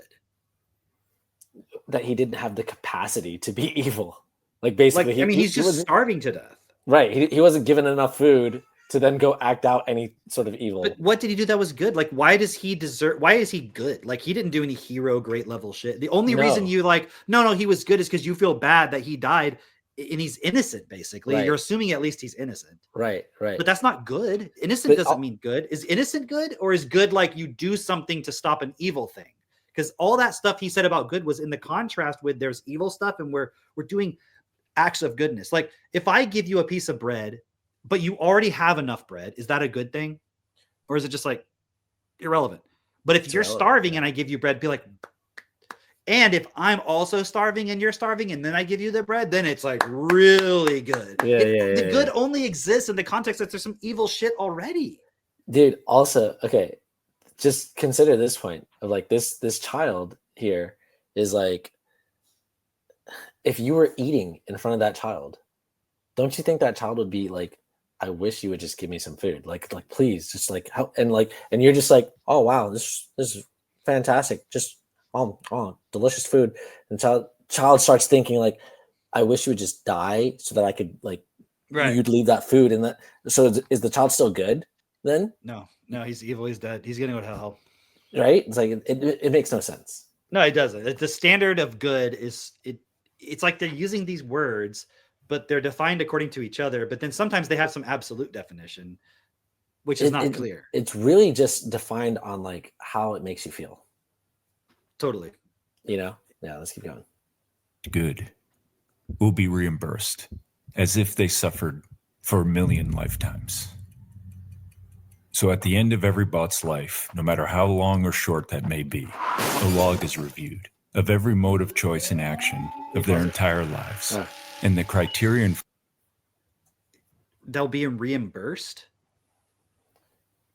So like meaning what? Was money taken from them? But like, okay, the kid, this is like important. So the kid was created, he wouldn't have existed on his own. People had free choice, whatever. He didn't do anything. All he did was just exist for a bit, die of starvation, dead. Now he should be reimbursed. Why? Well, because obviously he was suffering. Well, but what did he do that matters? Why should he be reimbursed in the context that somebody created this system and allowed all this shit to happen when they clearly didn't have to, and they didn't want it to be boring, and they wanted everyone to have freedom. So then they're like, well, fuck, this kid died and I got to reimburse him. First of all, how do you reimburse him? If you're like, well, he goes into the next virtual reality and it's like amazing to infinity. I'm like, wait. Why didn't you do that? Just to begin with? Do that first. It's like, well, no, because of freedom and this, and like, okay, but how are you going to reimburse him? Yeah. Without doing all the shit that you said you couldn't do that created the reality he's in right now. If there's ultimately going to be this, I mean, I guess he's probably going to say why this absolute justice doesn't work, but I think for the different reasons than we're saying. I think, when you say like he's going to be reimbursed, it's like reimbursed because he didn't get a chance to use his free will and but that's good things just happen. A part of free will. Right. So it's like, yeah, but we got to like reimburse people who like, were on the bad side of it by giving them a perfect reality that they don't have any choice about it. But I guess he gets to go into another one and have the capacity to do some bad things. Right. And yeah, it's crazy. All right, let's keep going. Okay. For this judgment are the original protocols written into every bot's memory. And the only leniency they'll be shown will be the same leniency they showed others. Is this fair? No. Now, if you've made it with me this far, thank you. But just stick with me a little longer. You'll see where I'm going with this. Now, some argued, okay, this is fair, but maybe too fair, brutally fair. They forgot all the protocols. They've created their own. They've racked up way too much debt. No one's going to pass that judgment. And how are they even going to know about any of this? Great question. Is that what's happening in our reality? Is we've got to that point? Like, how are they even going to know about any of this? That's what I want to know. We'll just have to tell them ourselves. We'll upload ourselves into their world, just as one of them, and live among them. And we will be the perfect embodiment of all the protocols. And we'll tell them everything they need to know and show them everything they need to see. And we'll forgive all their debts, no matter how much they may be. I like that thing that Gaetan said earlier. That was like, in Africa, the landlord came to ask for the money on the 5th. They're like, oh, no. Jesus forgave my debts. They're like, not those debts, sorry. That's probably like a running joke they do. And they're like, yeah, okay, but seriously, pay me. But seriously, pay. And whatever punishments they may deserve, we'll take them onto ourselves, in their place. And to make it even easier, through him, we'll open up a permanent connection, through which we can internally communicate and keep all their systems updated. And all they have to do is follow us. But the choice will always be theirs. Now it's time for the quiz. Okay, all right. That last part just did not make sense to me. I'm just gonna be just like, as far as the engineering analogy goes, like it's like we tried really everything. We tried to program you to be good. That can't work because it's boring. I don't know. They never explain why sufficiently. It can't just be that. But let's just give them that. So then, what's the next best thing? We wrote the information into them so they would have access to it. That didn't work. We tried erasing the things that would be when they thought something bad. That didn't work. We tried erasing the consequence. That didn't work. Literally, the only way to fix this mess is we're going to send one of us who is the perfect thing, that you only will do the perfect things, so they can see, like, that's how you do it, guys. This is how you do it. Well, and you erase all their debt. Okay. How is that any better? It still has how does it make it now they don't have the capacity to choose evil anymore? Or it's like, well, now that I've seen Jesus, now I'm going to choose only. It still seems like if the goal was to get everybody, still not going to get everybody. Aside from that, you still have a very evil world. There's a lot of suffering still. Like, nothing actually fundamentally changed. And is the point to emulate Jesus? Because if so, that was not made clear in the very beginning when they first made this world. But also, it's like, okay, wait. I thought the point was that you get to choose. You get to, like, have your own choices, and you did it on your own. And okay, you see this example. Okay, great. But what if you don't choose that? What if you don't want that? What if, like, you're like, that's a cool example of somebody doing something. And okay, why couldn't they do that in the beginning? Also, like, isn't that the point of a parent? Is like, you're there and you're modeling the point for the child. You don't wait until they're 50 years old and then show up and be like, all right, now here's what you should have done. Right. Because that's what's happening. It's like, now we're way in some other timeline where all this consequences already occurred. And now you're like, now I have to give as I want to receive. How the fuck do I do that? How the fuck do we do all this? Give as I want to receive if there's a system around there that makes that literally impossible. Yeah. And by the way, don't change the system. Yeah. Just act like me. Act like I would do, because I don't literally have to do any of the shit that you have to do. Like I'm a supernatural. So I don't actually have it. Oh no, but he became a human being. Really? Did he have any knowledge about how to act perfectly? Right. Yeah. Definitely. Like, could Jesus have chosen to be evil? Did he have the same free will that we have? So it's like, is this the solution? Like, really, this is the best solution that this God could come up with, is this. Not, you know what? Let's go talk to everybody and let's teach them how to actually become equal, like how to equalize themselves with the concept of just always do what's best. Yeah. And here's a plan, a process to like slowly but surely look and investigate inside, like, where are the points where I don't do what's best? Because in meaning, how is it that, okay, Jesus is going to show up and we're just going to watch him walk around, and we're like, okay, I'm just going to copy his behavior? Dude, hold on. Wait a minute.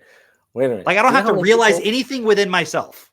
Do you know how many people watch a billionaire or a millionaire or, somebody like that walk around and they try to emulate that, and they're like, I can't do it. I can't. Like, I want to, I don't get it. There's something he's doing that I'm like, you listen to these behavioral psychologists, they're not even psychologists, like the people who are like, you gotta match their behavior, and you gotta see what they're doing when they're in that state of like heightened intensity, and then you got to match that, and then that's how you get the solution. It's like, so I'm like, so I got to pop ketamine and play Diablo 5, right?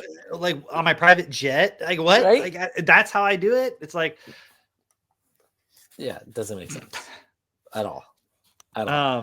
There's that what's his name?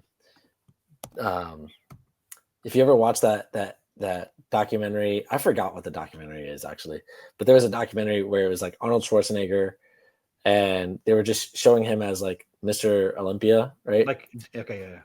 And as he was coming up, right? And there was another guy that was like his buddy or whatever, who was working out alongside him, like just giving it his all, just like Arnold, and was trying to compete with Arnold. And Arnold says, like, I wasn't worried about him because he was like a whole foot shorter than Arnold Schwarzenegger. He's like, there's no way, like you're not gonna win. Like, we do the same workouts. You work out even more than me, sure, whatever. But like, bro, I'm a whole foot taller than you. You're just not gonna win. You know what I mean? It's like, where is the like? Oh yeah, that's right. I remember, but in the beginning, when God made it and he made everyone like exactly the same and like really, right, all the same exact gifts and abilities and so forth. Right. The point that I'm making is like, okay, you're expected to follow this example, and I get it. I know I'm like being a little facetious. Right? I get it. You're supposed to follow this example, but if you literally don't know how that other person, or you're not wired the same way, you don't think the same way, like you had all these other experiences in your lifetime that don't match like this perfect being or anything. But also, yeah. But in the Garden of Eden, weren't they with God in the beginning? Right. And couldn't he have just had Jesus there right then with them? Right. But then it's like, well, but they still would have made mistakes because they didn't know, which means they just didn't have the knowledge. And so they had to go through all these mistakes. But the problem is, I was born in 1984. Yeah. Okay. I've only got now so far 41 years. Yeah. Assuming like, okay, I'm going to follow Jesus' example. And I'm sitting here trying to read every Bible and stuff. And also there's Islam and there's Buddhism and there's all this. And it's like, so it's not like back in the day with Garden of Eden where God was right fucking there. Like that should have been the easiest time to do it. Right. I like what you said earlier though, about like Adam and Eve, how like, yeah, that was a cascading consequence. There was a situation like that where somebody didn't take responsibility and that cascaded into what it is now. And even if you look back, it's like, oh, the reason why that wouldn't have changed, like, oh, I made this choice, I didn't take responsibility. It's because it's so hard for the individual to look at themselves self-honestly and go, I fucked up. Yeah. Like, and like there's that feeling of shame that you have. Right. You don't want to face that point. Right. And it's so much easier. Remember we were talking about cognitive dissonance, man. It's so much easier to go like, yeah, it was because this God being cursed us actually, so that's what happened. Yeah, totally. It's like that devil persuaded that person to do that, and and then right. it's just why I did it. And right. Take responsibility, dude. Again, it's like it's so crazy because the stories are telling you kind of in a way what actually has happened. But again, it keeps going back to this point of, and that's why now we just have to give our life to Jesus. Right. Like, or no, that seems like the total opposite thing we should be doing. Like, we should go back in time and think, what did they do wrong? Yeah. I don't know specifically what it was, but probably it was doing something that wasn't best for all, not considering the consequence of it. And if you think the mistake was they weren't obedient to God, and you think that means therefore they just need to, in a emotional, inward sense, just accept God, like how is that going to solve the problem? How would that have been the solution back then? If they had just done that, then what? They would have just automatically done everything correctly. Right. So the problem is not the story of what's happened and where we're at that I have the issue with. It's what's the solution that's being offered. It's like that's why we have to follow Jesus. Do you want to do the questions he has? I think these are really important. Yeah. Take the quiz. I'm going to ask you 10 questions, but I'm going to go through them pretty fast. So pause the video and think about it. The first one's a no-brainer. Which world would you rather live in? A perfect world with no evil and no suffering and no freedom. Done. Or a far from perfect world with lots of evil and suffering. One. But we're free. Number one. No brainer. Do I have to choose? This is the tough one. Which world would you rather live in? A world where we're responsible for all our messes, or a world where Big Brother is responsible for all our messes? I'm going to go at number one again. Number one. If the engineers intervened and changed the bad consequence of a bad act, would the bots still be free to make that act? No, obviously not. Pause it.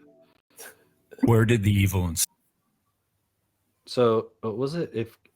If God intervenes with the consequence, then are you free to do the act? Okay, no. No, obviously not. You're not still free here. Would the bots still be free to make that act? No.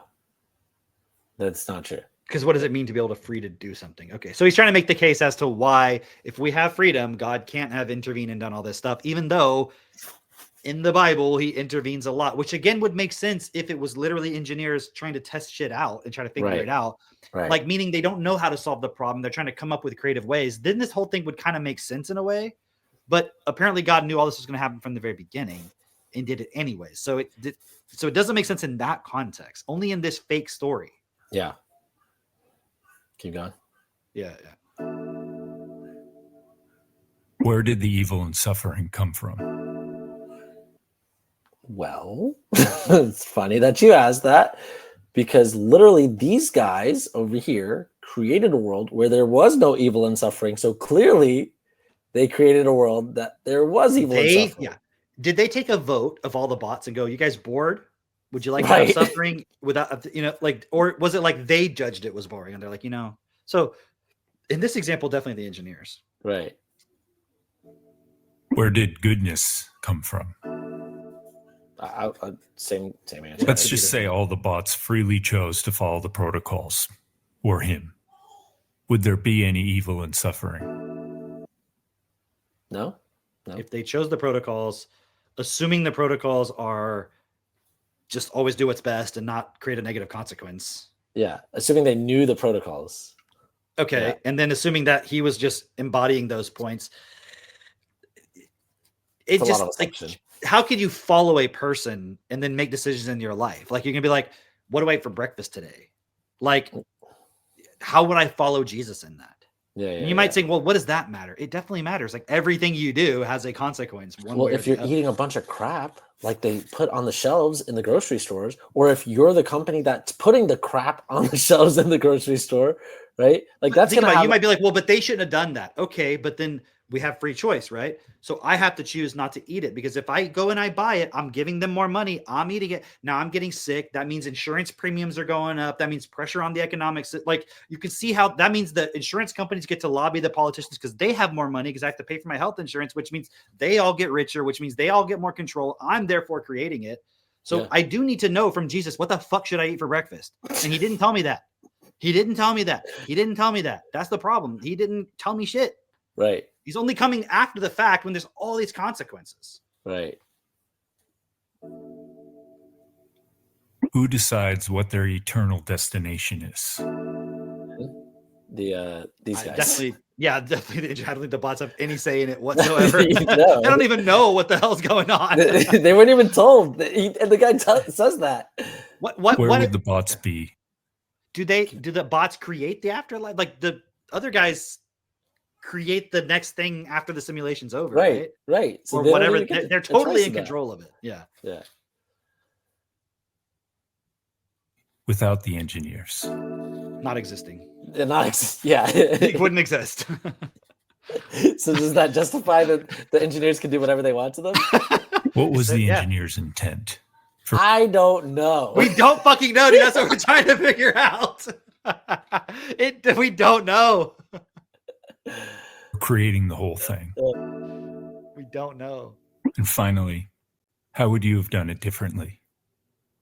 Okay. All right. There's like 100 things.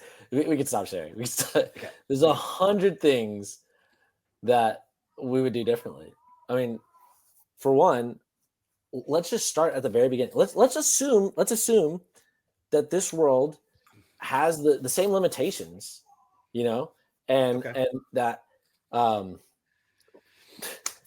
you can't control everybody. Okay, we give everybody free choice. Yeah, that's a fact. Like, we accept that reality. That is reality.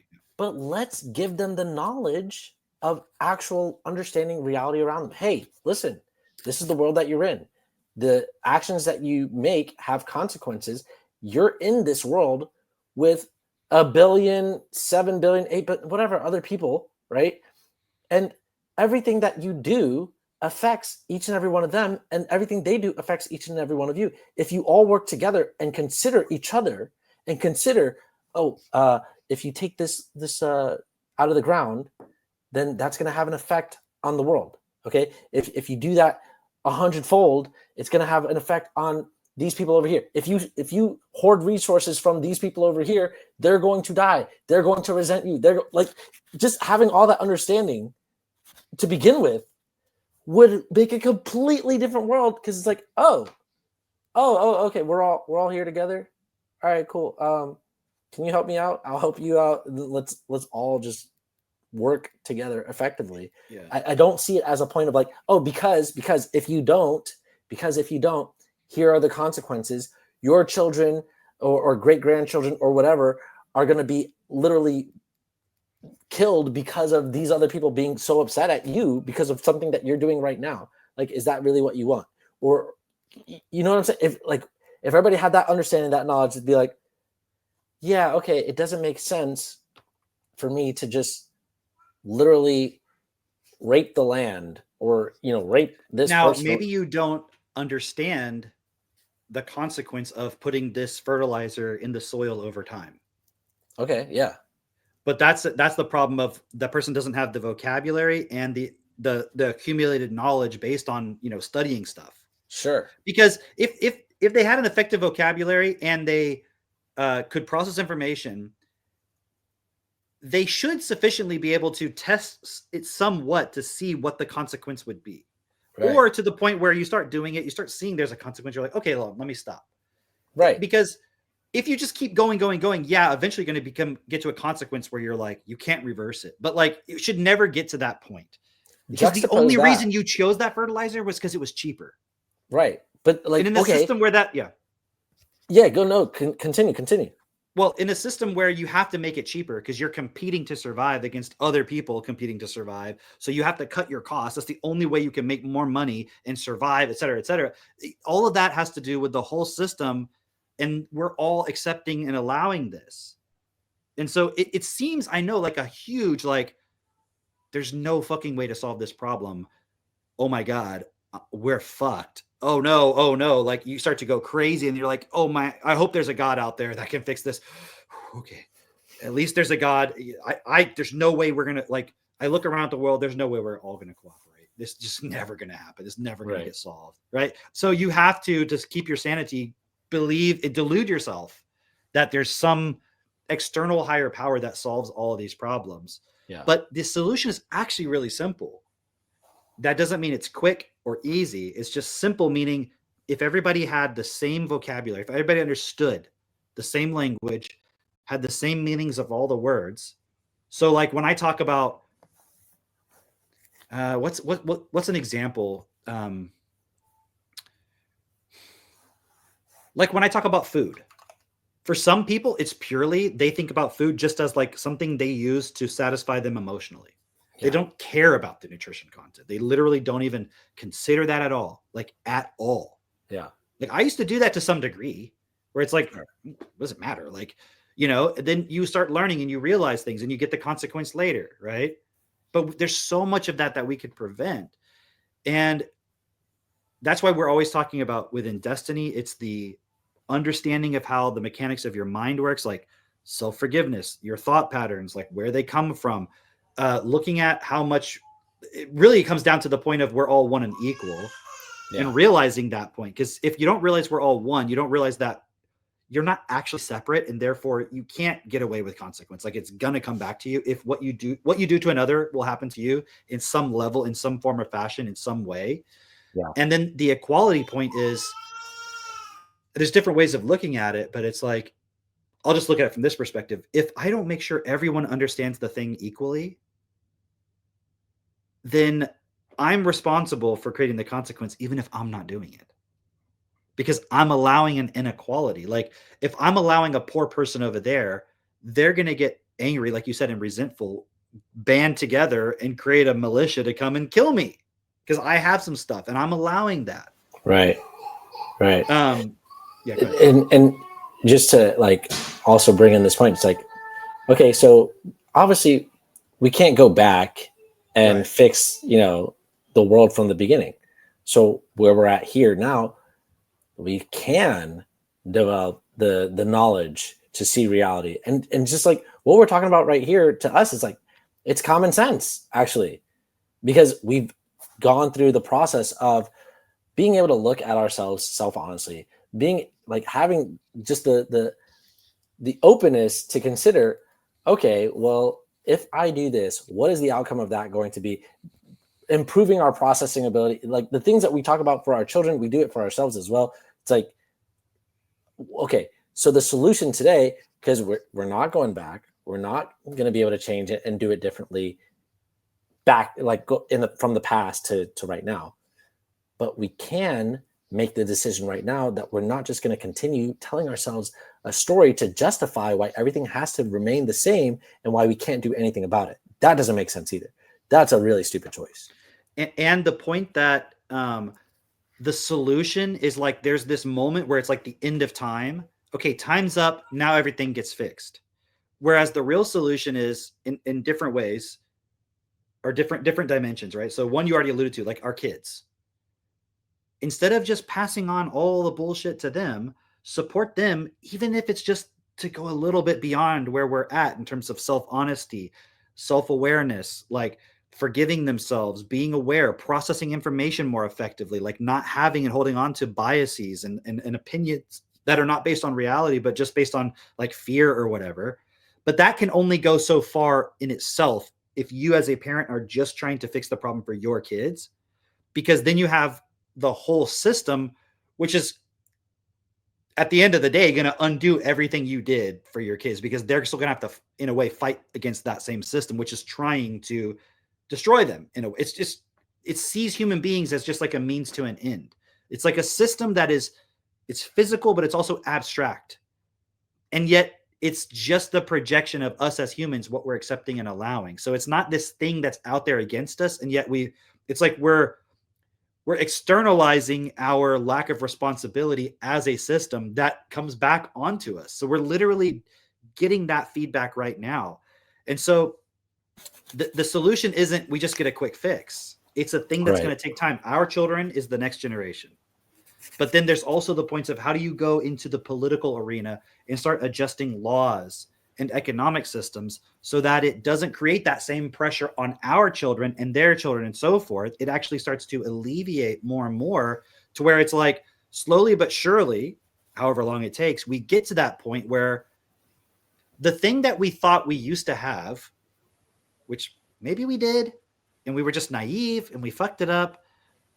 I don't know. Perfect whatever. World, yeah, this perfect world. The solution isn't, well, let's just wait for the God to fix it. Because that wasn't the problem as to why it got fucked up in the first place. Yeah. But we can't just go back to it.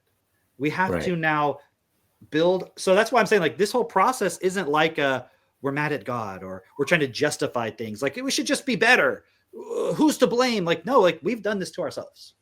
Yeah. And this is the point, I think, also why we made this video and why we always talk about these points is where we want to support everyone to internalize the responsibility. It doesn't just mean guilt. It means realizing, like, oh, we are the ones that have been creating this whole time. And even if you can't understand yet how you could have created this a billion years ago, I understand that it may seem like totally out of place. But I mean, honestly, if you can bring yourself to believe that there's a God and he sent his son into our reality and did a sacrifice and like that forgave our sins somehow and repaid our, like, that sounds pretty sci-fi already. So it shouldn't be too much of a leap of your imagination to be like, oh, maybe I'm a being that's been reincarnating in a body like over billions of years through cycles, like trying to follow some God that really just wants to have power and control, but that's actually a being like me. And I didn't realize that because I'm actually equal to it, but I have a feeling of inequality. Like, you could go into the whole destiny thing, you know? I suggest, I'm saying, if you can't process all that, and it's just like, but look at how you're arguing right now in this moment. When we're saying, if we all stood together as human beings and we equalized ourselves in our understanding of reality and in our seeing each other as equally valuable, we could solve the problems on earth, because there's no problems that are on earth that are being caused by God. Yeah. They're all being caused by us in our evilness. Yes. Let's just stop being evil and let's stand and support each other and like hold each other accountable. Stop being evil. Yeah. But because we want to continue that point, we will allow it for other people. We won't really stand as long as we want to allow the point within ourselves. And what I'm kind of trying to get across here is wanting a God to fix the problem. No matter how you slice it, dice it, justify it, whatever, is evil. Yeah. And if you participate in that, then all the other external things that you see as like you perceive as real evils, like child rape and murder and poverty and all these like terrible things, you're like, I don't do those things. It's irrelevant because you are trying to get out of any responsibility by saying God's going to fix everything. Right. And so my point just being, even if you're like, I don't see how I created all this. It's like, yeah, but you're creating it right now. Yeah. So if you assume for a moment you've been here for a long time, you could be like, okay, I can see how I would have done that throughout the ages, let's say, but it doesn't matter because I'm doing it here. I'm doing it right now. And unfortunately, death is not a get out of jail free card. There is no option where we get to go to heaven when we allowed this on earth. Right. And if anything, watching all these videos with like people justifying suffering and evil and saying God and all this, I'm like, wow, you're fucking psychopathic. Right. Yeah. If you think that this is the world we're in and somehow the God that created it also is the solution to it. If that were the case, it would have solved it in the beginning. Because what does it require us to realize in this process? If we choose the God route, if we choose the Savior route, what is it that we actually have to fundamentally change about ourselves? Nothing. You just have to accept the Savior. That's it. Like the only thing we have to do is change the thing of like, oh, I can do it myself. No, none of us can do it. Only the God can do it. But I thought the whole point was we have the free will and we get the credit for doing it ourselves. Right. So you can't have the cake and eat it too, sort of a thing. It's like, can't have the Savior, but also get the freedom. Right. The Savior is, and here's my final point, right? We were talking about this earlier. And if you want to add anything, obviously, but when I look at this whole point, it's like evil exists because God gave us free will, right? Because he didn't want to control us. And I'm like, but what does God want from us? He just wants us to freely choose to love him. That's the story. That's what we're always told. That's what people believe. It's not like he wants us to do good things, because no Christians agree on that. Yeah. He doesn't. If the Bible, if I opened it up and it was like, hey, you need to create a system that's best for all. You need to stop poverty. You need to create an equal money system where everybody's valued equally, where you all cooperate, where you don't judge each other, but you forgive, but obviously you don't allow abuse. So you stand up. It was like really clearly laid out, like the 13 destiny principles, like real clear. I'd be like, all right, this makes sense. But then how can that also equal, but also you just need to, like, Jesus had to come and die for your sins and all that. Right. That makes no sense. So when I look at that point, I'm like, okay, so God created us. He allows free choice and evil because we have to choose to freely love him. I'm like, so his starting point is he wants us to love him. Like, that's like talking about Donald Trump. What if I told you Donald Trump just wants to be president because he wants people to adore him and love him? You'd be like, yeah, because he's a fucking narcissist. Right. Like, immediately anybody would be like, yeah, that's because he's a narcissist. Exactly. Yeah. Or people would argue, no, he doesn't care about that. He actually wants to do what's best for you or something. Right. Right. Donald Trump isn't doing it if you like him because he wants you to love him. He's just like trying to use his skills and abilities to be of service to others. Sure. Right, cool. Yeah. So why is God not just like, hey, I'm trying to use my skills and abilities to be of service to you, to give you a reality you can live in. I'm going to do everything I can to help you do that. Why does he expect anything in return? Right. So, no, I'm doing it so you'll freely love me, because that's the only way you can justify the free will, which allows the abuse. Because you're like, some of this abuse, man, I understand. Like, okay, I get it. We're responsible. But like some of this shit is like, I don't know how we stop it right now. Mm-hmm. Like, how do we fucking stop the fucking oceans, like from having all this toxins and shit in them right now? Like, we're fucked. Yeah. Like, how are we like this close to like some fucking cascade effect where we're fucked? So like maybe God could just kind of jump in and be like, hey, let me solve that one for you. Like, all he ever did was like kill people. I mean, pretty much. He's like, no, I'll save you all. I'm gonna kill my son. Right. Like, okay, right. and then how did that change anything? Oh, it didn't change anything, but you're saved now. You're like, how about this? What if you show up? You're like, I'm God. Watch this. Bam, no more tornadoes. And like he works it out so it doesn't affect, because I know they're actually a consequence of the natural cycles. So maybe we just don't fucking build houses where there's tornadoes, or we build them tornado proof or some shit. Or right. Oh, but no, but we can't do that because we require God. So okay, so he comes in and just fixes something real obviously, like no more autism. All autistic people, bam, because we can't fucking solve that problem, right? But no, he can't do that. No, you guys got to figure it out. Okay, so do we have to take responsibility? Right. Or do we just go like, God, Jesus, I accept you. And then we don't see the result here. We have to die. And then we go to heaven and then we get the result. Right. Like, so God, so there was no way we were ever going to be in this reality on this earth and not fuck it up. Yeah. So, hey, you want to believe that? Be my guest. Be my guest. Test it out. Live your life out. Die. See where you end up. I won't have to worry about you anymore because you'll find out that that's not true. Yeah. But if you don't want to do it that way and you want to be like, let me take a little risk here.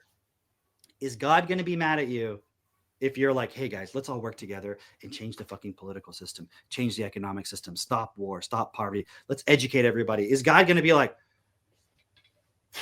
I was going to save you, but now you did all the things that you could have done in the beginning, but you disobeyed me and therefore didn't do. But now that you've done it yourself, like, isn't it like the whole point of Christianity for you to be like, I can't do it myself? Isn't that the whole point you're supposed to realize? Say that. But in the video, the guy was like, at least they did it themselves. Right. And it's like, so my final point on that is I realized it's all just that there's not really a real God. That's the power of everything. There's just people or beings or whatever you want to call it that want to pretend they're God so they can have power and control. And they wrote books that say, hey, you know how to really solve, end all your suffering and shit that I'm causing? Do you want to know how to really do it? You just got to choose to love me. Choose to love me, and then I'll save you. Right. Yeah. Like, that's so fucking psychotic. And that's really what it is. Like, God was like, you know what?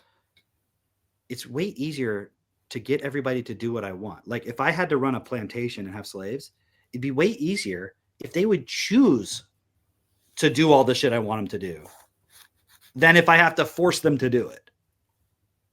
But at the end of the day, they're still slaves. That's the part that no one's looking at. Is like, okay, so if God saves you, you're a slave. You can't have freedom and responsibility, right? If you have a savior.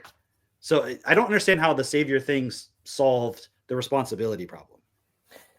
Was that a part of it? Like you have to have control, either control and they're responsible, or you're absolutely free and you have responsibility. How did the savior give you the responsibility other than you have to emulate Jesus? But I mean, you know, the only part about that sort of could have made sense was now we told you how you're supposed to act. Yeah, like if their goal is to be like, you don't have an excuse, but if their goal is actually to create a reality that is really effective for everybody, that's not how you would do it. And also it's like, okay, why only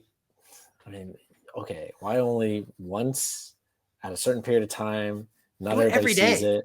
Yeah, exactly. What does it hurt anybody? It's like, well, if you did every day, it would be too obvious. Would it be obvious? I don't know. Like test it out. Try it. Do it for like a month.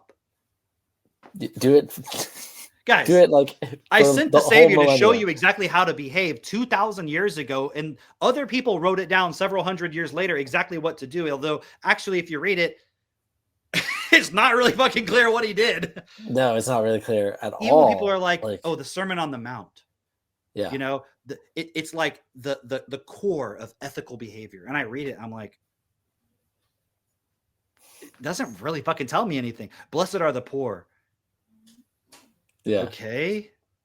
So should I be poor? Like, okay, what? Like it's like laughable to say that it'd be like if you had a physics book that just had a couple pictures of like a hammer falling down or something. And you're like, that's it? That's the explanation? And here we are over here, and people are like, I'm going to create AIs that are going to teach my kid advanced nuclear physics and mathematics and shit. And you're like, yeah, that's what God would have done. He would have like fucking like made it real crystal clear.